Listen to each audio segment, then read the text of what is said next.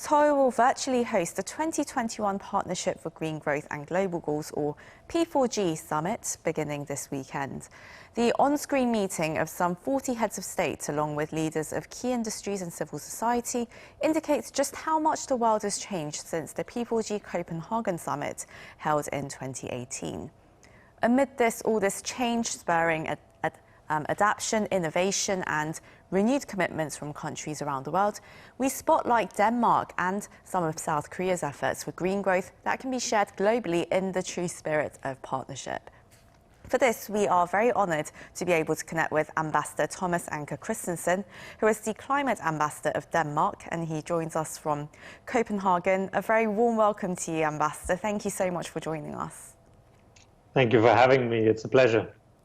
And good morning, very early morning from Copenhagen. Very early in the morning. Thank you for being here. It's almost 1 a.m. there in Copenhagen, so we are very grateful. And well, actually, the last P4G conference, it was held in your beautiful city of Copenhagen, which is known as the leading city of innovation in Europe.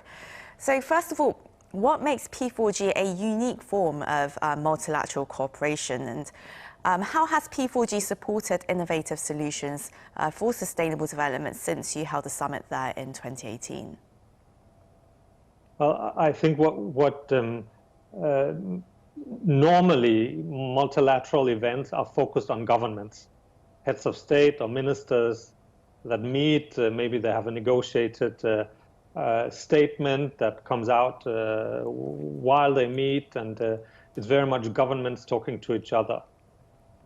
P4G is unique in that it focuses on partnerships between governments, private sectors, cities, civil society, science, and on how the collaboration between various stakeholders can lead to innovation, solutions, ideas maturing maybe in the value chain of a product or of a sector by bringing all the actors together that are relevant for solving a particular problem.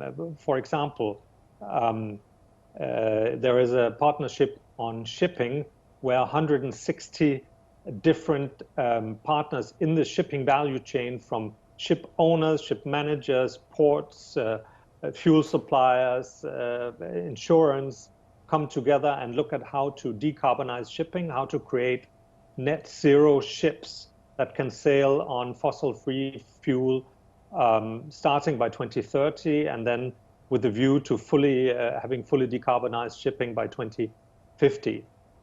This partnership is led by the Danish shipping company Maersk, but has, as I said, 160 different partners in it. And in P4G, they focus on bringing countries like Mexico, Indonesia, South Africa into the partnership with their ports.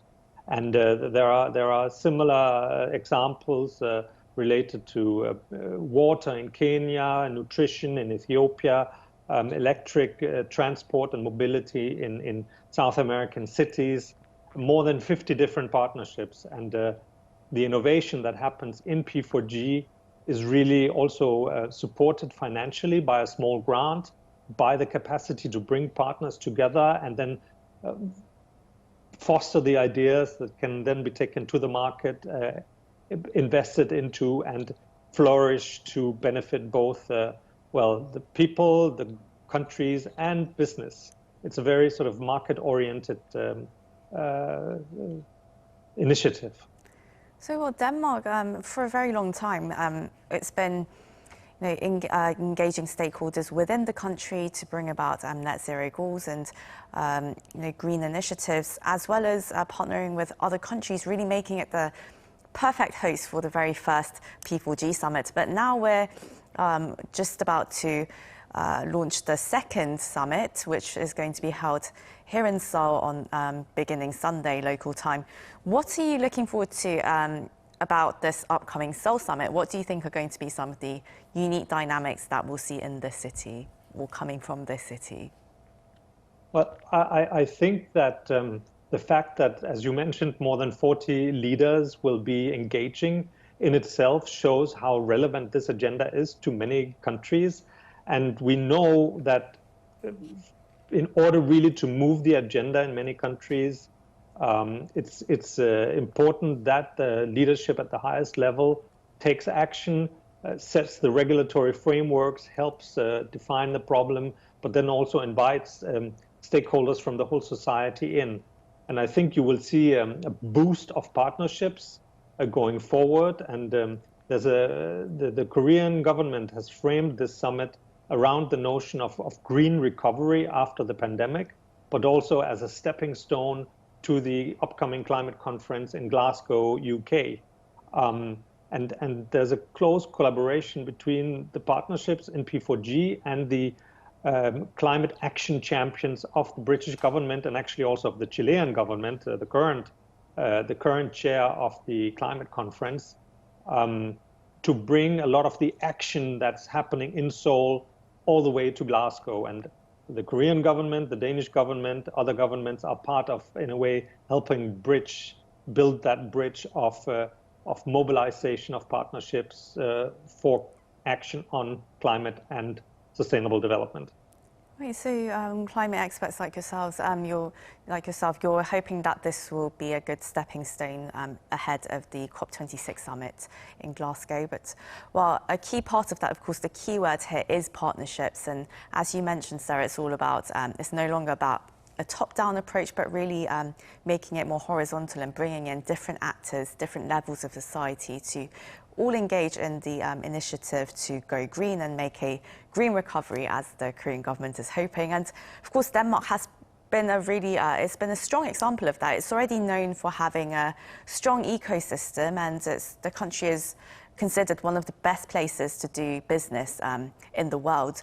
What kind of social infrastructure or institutions have really enabled this bottom-up synergy and collaboration between different actors in Denmark to really push forward this initiative for green growth and innovation? In Denmark, we have a very close collaboration between lawmakers and industry in terms of creating the right regulatory frameworks and policies that incentivize business to be even more ambitious in setting their climate targets. And we've been doing that since the mid-1970s, both within energy efficiency, but also increasingly and now more and more within renewable energy, and especially wind and offshore wind. And that comes along with some government subsidies, at least at the outset, in order to bridge the gap, the valley of death of new technology, where it doesn't pay off. In 1991, we constructed the first offshore wind farm in the world, and it operated at a huge loss for many years, covered by the Danish government, but that was a loss we took in order to help mature the technology so that it could stand on its own feet. And now, 30 years later, offshore wind is one of the fastest growing sources of energy supply, and also coming so much down in price that it competes with not only coal but also gas in most markets. So that kind of government willingness to invest with the private sector in solutions is really at the heart of what we're doing. And today, we have set ourselves the target of reducing our emissions by 70% in 2030 on a 1990 baseline.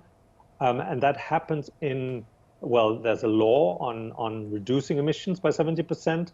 There are political action tracks on energy, industry, transport, etc.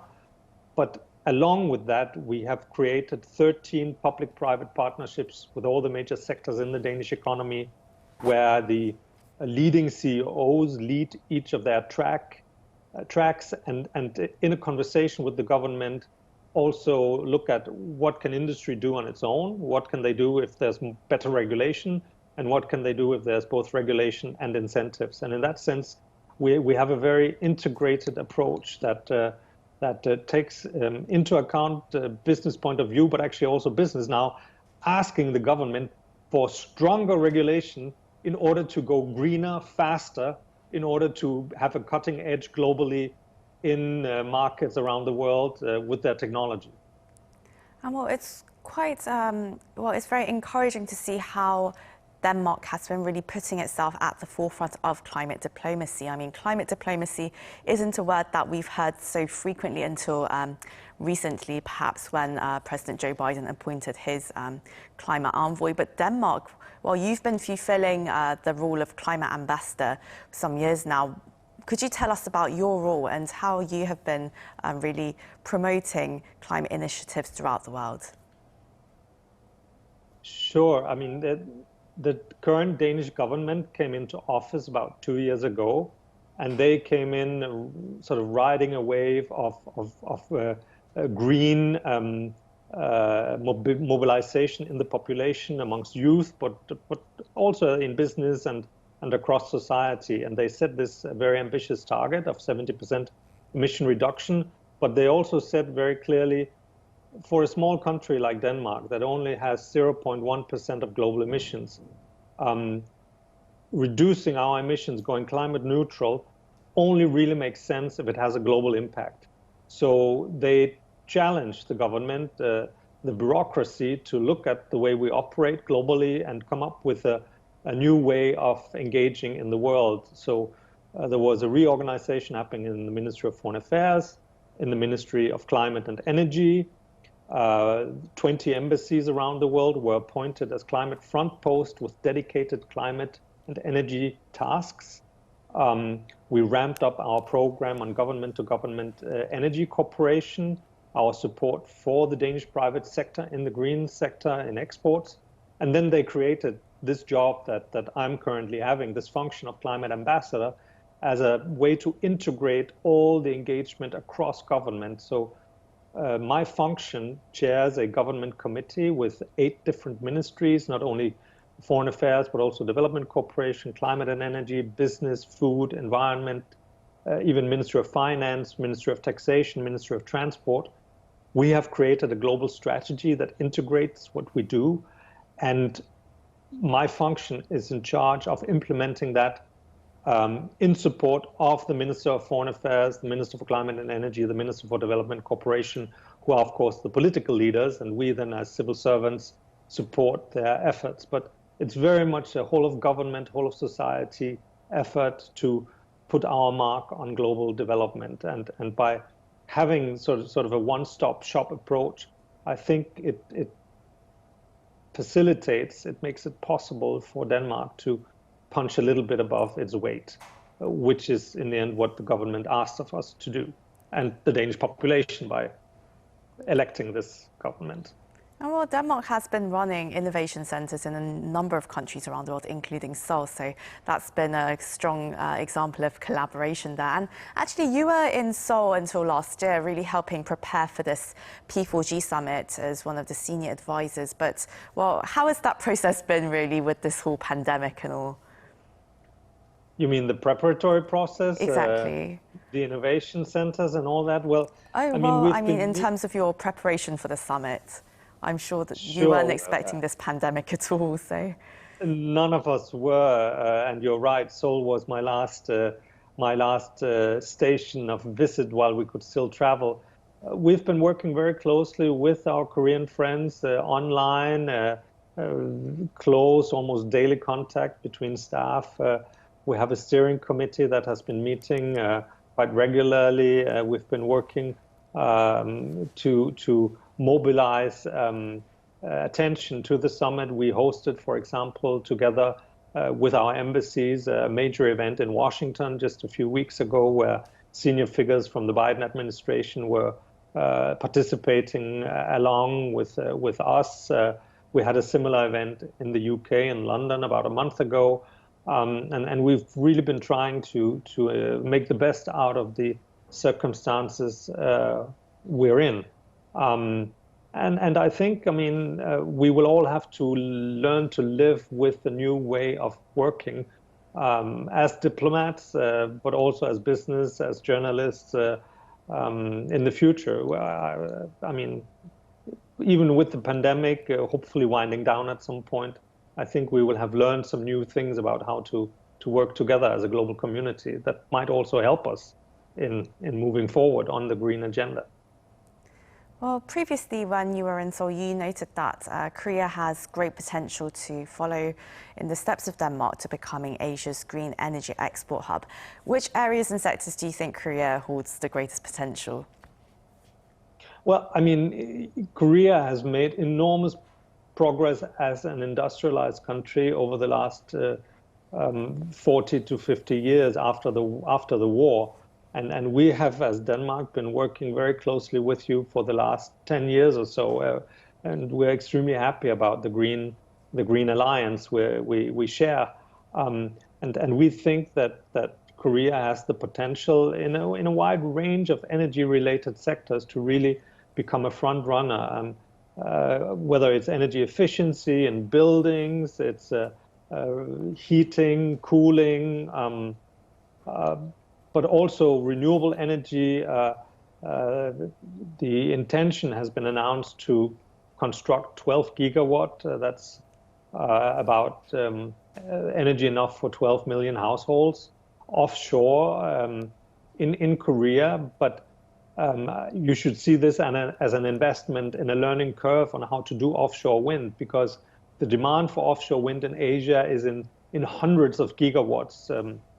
And we are currently, Danish constructors are building wind farms, offshore wind farms in Taiwan, but they are constructing the wind towers in old shipyards in Korea. So a bit like we use our old shipping docks in Denmark to build wind towers, Danish developers are now doing the same in Korea. Specializing in transmission, in grid, in bringing online the renewable energy, the technology that binds it together, smart cities, smart grids. And then the next frontier is really working on transforming the green energy into green hydrogen and liquid fuels that can then power shipping, aviation, trucks, but also substitute coal and gas in industry, steel, aluminium, plastic, and so on. There's an enormous opportunity in the green transition that the world will go through. Europe, not only Denmark, is investing heavily here, and we think that Korea could become the partner and the front runner for going green in Asia. It's really a golden green opportunity. Wow, a really golden green opportunity for exciting collaborations and very necessary technologies, especially as both our countries look to develop smart cities to resolve some urban challenges as well. I'm afraid we're out of time today, so this is where we'll have to end the interview. And of course, you need to go to sleep, Ambassador. And thank you so much. That was Tomas Anker Christensen, Climate Ambassador of Denmark. Again, Ambassador, thank you so much for your time today. My pleasure. And to our viewers around the world, as always, thank you very much for watching.